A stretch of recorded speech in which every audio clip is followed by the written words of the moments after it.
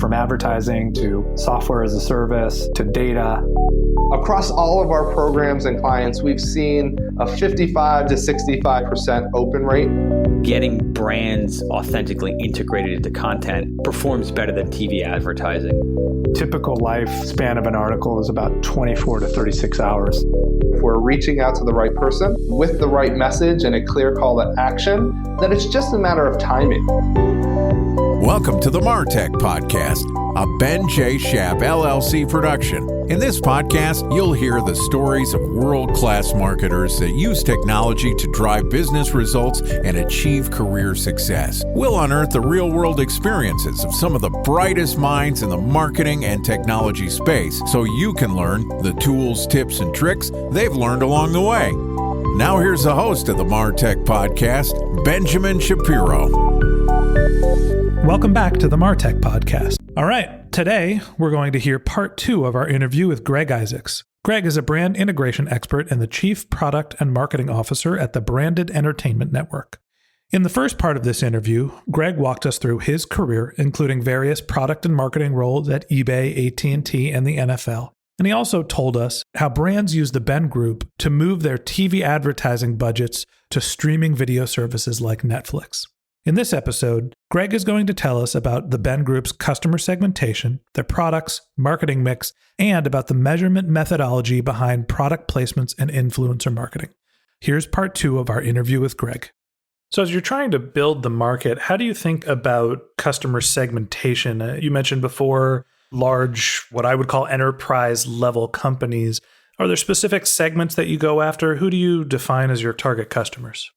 We look at it in a few different ways. One is, what are the categories that naturally lead to integration?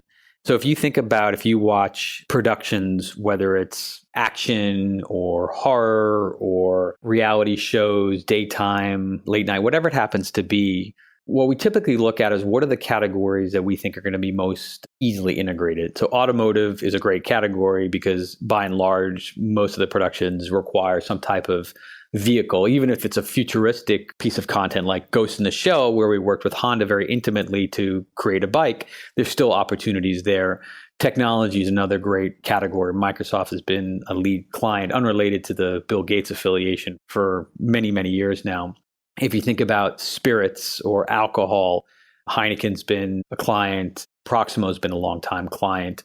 And that just goes more broadly to anything with respect to a home. When there's a piece of content that is related to the home or workplace, what kind of product categories can get integrated? So we think about it from that perspective again. And then we have some unique brands, like Zillow is a client of ours, where the reality is I think very few people think about writing a piece of content with Zillow in mind, but because we have these relationships, we are able to actually get unique brands placed into some content. So that's the first segmentation we do, is around what are the categories where integration is most likely to occur at scale. And then we also look at, we segment, at least by target clients, trying to understand who are the big spenders across TV and digital.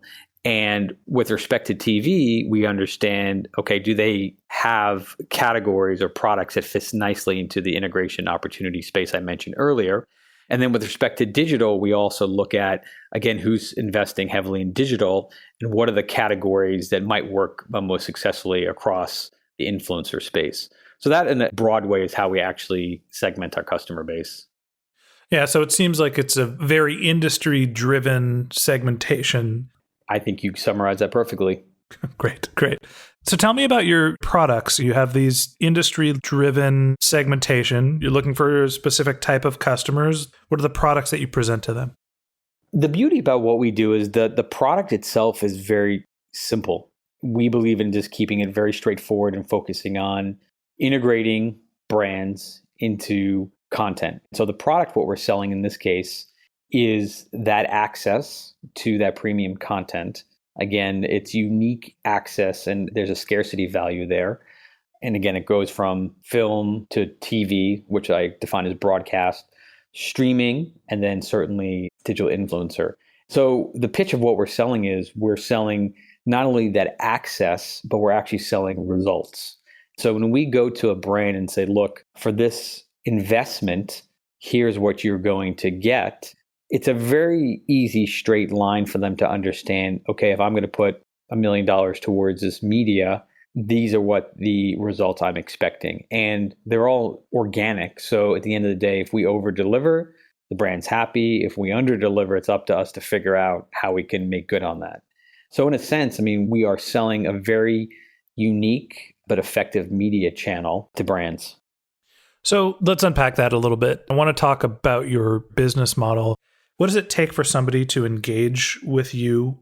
What are the general budgets and buy sizes? Just walk me through what it takes to get started with the Ben Group, and then what are the things that you commit to? The most fundamental item we need to figure out is from the brand is what is their goal? Some brands are focused on, look, I want tonnage, I want to drive awareness.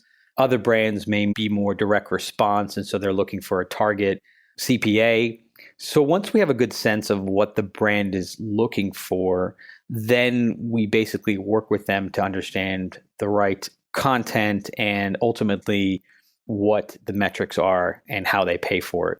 So one example could be if you are typically a TV advertiser and you are looking at some of the shifts that are happening in the television advertising landscape and you understand that streaming is important, we will most often focus on an impression-driven campaign at a set CPM. So again, once we understand the audience that the brand is looking to target, we will come up with a set budget and then effectively an impression guarantee, which then backs into a target CPM. And so it's our job at that point to work with the brand to say, these are the content opportunities that make the most sense. If the brand doesn't want to get integrated in any piece of content, they tell us upfront, and then we work with the staff in these productions to get that integration to take place. And then ultimately we look at the results, and 99 out of 100 times we will meet or exceed expectations with the brand. And that's why our client retention rate is about 93%, which is a great number to have. In some other cases and categories, and this could be some of our other clients who I'd say are more digitally focused, are typically more response driven, they're typically lower down the marketing funnel. So the metrics there may be a cost per engagement if there's an Instagram campaign. It may be a CPA, depending on if we do an influencer-driven campaign. But again, it all just goes back to something very fundamental is what is a brand trying to achieve? And once we understand that, then we lock in the economics of a particular campaign. For the people that are looking for reach, doing something that is impression level, and it sounds like you're willing to commit to a number of eyeballs, and then the model becomes CPM driven. For people that are looking for more targeted, probably more influencer driven campaigns, you're able to track down to more conversion based attribution. And as much as we would love to get to a more, I think, conversion-based metric for the streaming and TV landscape, it's a very challenging line of sight metric to get, number one. And number two, with the most of this content being non-linear in nature now, people watch it whenever they want to.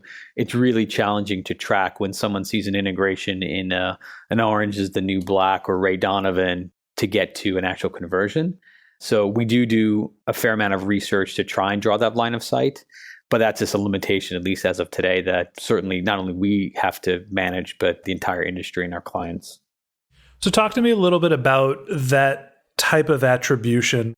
How are you actually measuring the success? What are the things that those types of clients look at to gauge whether this channel creates a lift or not?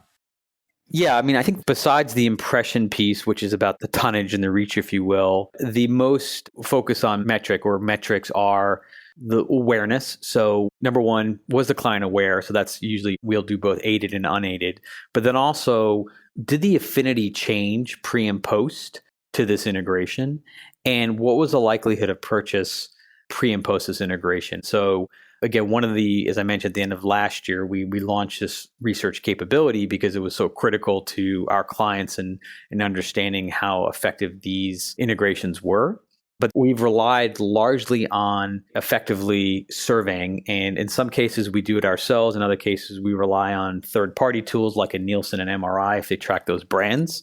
So again, we're sort of agnostic to the data source as long as we provide our clients with the insight they need to make rational decisions moving forward. Makes sense. How do you think about customer acquisition, paid acquisition, organic, viral?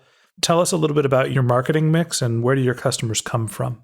The way I view marketing's role, at least at Ben, given we have a direct sales model, is to really soften the base, if you will, sprinkle some seeds, and just make sure that when our client development team is out in market, they have the highest probability of success. So how do we do that? The first is a heavy focus on targeted PR. So we will work with targeted outlets, and this could range from business focus outlets who often want to talk about the advertising and content landscape. It could be focused on marketing or ad-driven publishers. It could be also focused on content-driven publishers. Again, and depending on who the publisher is, we generally have the same message, the three big trends I talked about earlier, but weighted towards, if it's a more ad-driven publisher, will weight more towards the decisions the brands need to go through in this space, versus if it's a more content-driven publisher, we may focus more time on specifically how a production should be thinking about integration and how they should be thinking about working with brands. So a lot of that is PR, and that's been a very good channel and outlet for us. The second is targeted events. There are more events than we could possibly hit in a year. So our model is, let's focus on events where there are key decision makers, mainly on the brand side of things. Let's focus on events that tend to be more intimate in nature, and focus on events where we can have a thought leadership position and not necessarily just an attendance only. And so we built a little scoring system to understand what those events are. Every time we go to an event, we rank it to decide if it's something we're going to do in the future. But it's a very event-driven strategy, mainly in the US, but certainly in some cases we will do events outside of the US. For example, our content team was just in Edinburgh for the film festival there. So that's the second one. And then the third is we do work with publishers on custom content. So we just are in the process right now of doing a very interesting series with The Drum around storytelling and the importance of that to marketers.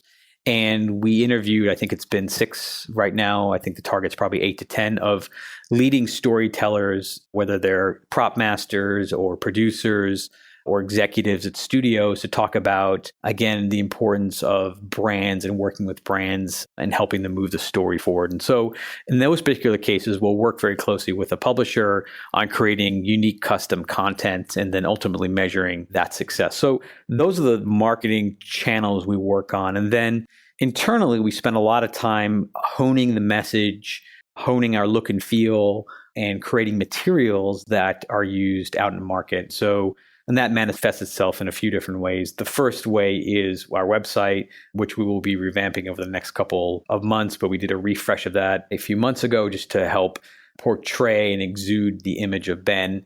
But then also the materials that we work with our client development team on to make sure that they're helping tell the story in a consistent manner, but also one that represents the passion and the importance of entertainment to any marketer. So that's the second. And then the last piece is we do select paid search. It's a very efficient driven campaign, again, for certain keywords. But in terms of our marketing mix, really the first two is the bulk of where we spend our time with respect to a PR driven strategy as well as an event driven strategy. Do you find that your customers talk about your products, or is this sort of a secret recipe they hold close to the vest? Well, we'd love them to talk about it more. But ultimately, as I mentioned, we have a 93% client retention rate. So that's the ultimate metric we really care about. But our clients, they're very happy. But with some exceptions, I think they do view it as a little bit of a secret sauce for them. So we do work with them on the right opportunities to speak, and they have done a few of those. But again, I think most of them like to keep it a little bit close as a strategic asset that they have. So tell me about your goals for the company. I think the nice thing about the company is that we have a very good strategy of what we need to do to execute. And so now it's just about the blocking and tackling of getting those things done. Personally, for me, it's about continuing to make sure on the product side, we have a fairly robust roadmap over the next 12 months, which we had the privilege of walking Bill Gates through. So that was a great meeting, and he gave us some really invaluable feedback on the product. But it's executing on that product roadmap. and doing it in a way that is very transparent with all the key stakeholders internally and externally. So that's the first thing. The second thing is on the marketing side is just continuing to tell the Ben story, but also the broader brand integration story in the marketplace to continue to drive awareness. And certainly, the rising tide will lift all boats, but being the leader in the category, we believe we can take a lion's share of that market opportunity. So that will happen just with good old-fashioned blocking and tackling of continuing to execute on the strategy I mentioned to you earlier. And then I think the third is just one area that for us has been very powerful and continuing to focus on is this influencer business, which I can't get into details of how quickly it's growing, but I'd say it's a great segment for us, and just making sure that part of the business continues to get the support it needs from a product and marketing perspective. And over the last 6 months or so, we've really, I think, done some good work in terms of focusing the business, not only historically, which is mainly a TV and film integration business, but is now very much including the influencer business as well. And how about on a personal level? Tell me a little bit about your longer term career goals. It sounds like you're 2 years into working for Ben, and it seems like your intent is to be there for a while. But for someone who is the CMO and CPO, what are the next steps in the career and what are the skills you're trying to develop? Yeah, for me, it's just about continuing to grow this business. I think the one thing is, at least for me personally, when you feel like you've hit a plateau in terms of the market growth or just your own personal growth, I always tend to be curious about things, look for different opportunities. But I think here in particular, what's fascinating is we're at the very early stages of a very interesting opportunity. And I'm fairly data driven. And so one data point that I always like to look at, if you think about the integration market, if you will. So if you think about every TV show that could have an integration, and you think about how many integrations could occur in a typical 1 hour episode, there could be 10 to 20 that feel real. And if you think about a typical show might have 10 to 15 episodes, and you multiply that times the number of original pieces of content, the reality is there's a lot of available inventory for integrations. But today, our view is that market penetration, again, we think we're the leader, but there are other players in the space that do this. The penetration is about 2%. So there's 98% market potential here that I would like to see us capture. So that's certainly not going to happen in the next year, but the trends are all heading in the right direction. So for me personally, I'd like to see the fulfillment of this business getting to a place where when a marketer thinks about where they should be investing their dollars, they are thinking about three options. They're thinking about TV, because that's still a huge market, $70 billion. It's not going away anytime soon. They think of digital. And the third leg of that stool, so to speak, is integration. So right now, we are still a fairly niche and small part of that marketing budget. But over the next few years, I'm optimistic, and I would like to see it through where we actually become on par with a consideration set. And if you think about digital, it's been 20 plus years, and digital's now roughly as big as TV advertising. So we're only in the second year of this or third year of this. So we have some time, but I would certainly like to see us get to a place where we're in the consideration set of the TV and digital budgets. It seems like there's lots of green grass ahead of you. That's right. Lots of it. Yeah. So last question for you. What are some of the lessons that you've learned along the way that you'd like to pass on to people that are junior level marketers? Well, I would say the first thing is to not walk in with any preconceived notions, because I think in general, and this just will serve people well, is just to walk in and learn and listen to what the experts have to say. And so I think with the integration space, it's a really intriguing opportunity. But I think the one thing that marketers need to understand, it's a very different kind of buy than they're historically used to. So you generally have a tremendous amount of control, whether it's on TV or on digital. You create the creative, you figure out the audience you'd like to go after, and with a high degree of confidence, this is when something's going to run, at least with TV advertising. And with digital, you have a good sense, every minute of when an impression is happening and who's seeing it. With the integration business, you're ceding control to the creators. And you have to trust, and we have a lot of, I'd say, processes and procedures to make sure that the brand is never impaired. And again, we have some pretty large brands who continue to work with us, but you're ceding control to the content creator, and your ability to dictate when your product gets integrated and how it gets integrated is pretty minimal. And so you have to trust in the content creators, and ultimately you have to trust in Ben to help us help the brand navigate that. Well, Greg, I really appreciate you making the time. I think this is really insightful, and it's a unique and sounds like clearly a growing channel. So thanks for sharing your expertise with us. Well, Ben, thanks for having me. Happy to be on your podcast. Okay, that wraps up this episode of the MarTech podcast. Thanks again to Greg for joining us. If you'd like to learn more about the Branded Entertainment Network, go to bengroup.com, BENGROUP.com. If you'd like to read the transcript of this podcast, we've published it on martechpod.com. And if you're a subscriber to the MarTech podcast, thank you very much. We want you to feel like a member of our community, so if you have questions, comments, or you'd like to be a guest on the show, feel free to reach out to me directly at podcast@benjshap.com or on Twitter. My handle is @benjshapllc.